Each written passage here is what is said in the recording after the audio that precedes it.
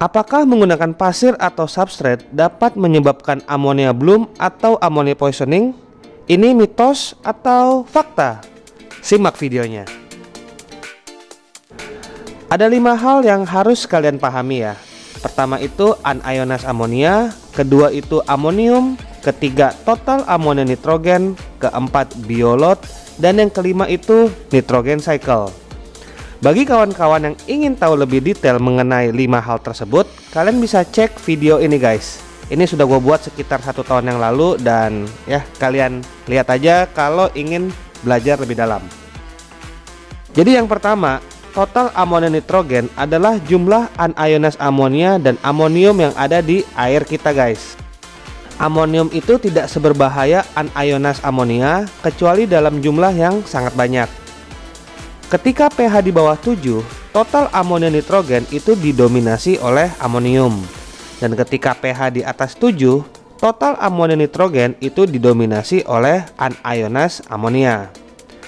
Dan alat-alat pengukur amonia yang kita punya di rumah itu mereka mengukur total amonia nitrogen. Sehingga kalau pH akuarium kita itu di bawah 7, kita itu tidak berurusan dengan ammonia poisoning tetapi nitrate poisoning. Menggunakan pasir atau gravel atau apapun itu ya, itu tidak menyebabkan amonia atau nitrate poisoning. Malahan menggunakan gravel atau substrate atau apapun itu dapat menambah biosurface area untuk bakteri pengurai tumbuh secara keseluruhan di ekosistem akuarium kita. Walaupun bakteri pengurai itu tetap ya yang paling efektif itu bekerjanya ya di biofiltrasi kita guys.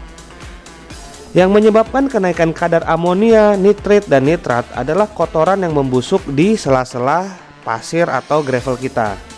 Jadi bukan pasir atau gravel kita itu yang menyebabkan ammonia poisoning, tetapi karena terjadi proses pembusukan kotoran yang mengendap di sela-sela gravel atau substrate kita, secara paralel proses itu menghasilkan amonia di ekosistem akuarium kita guys.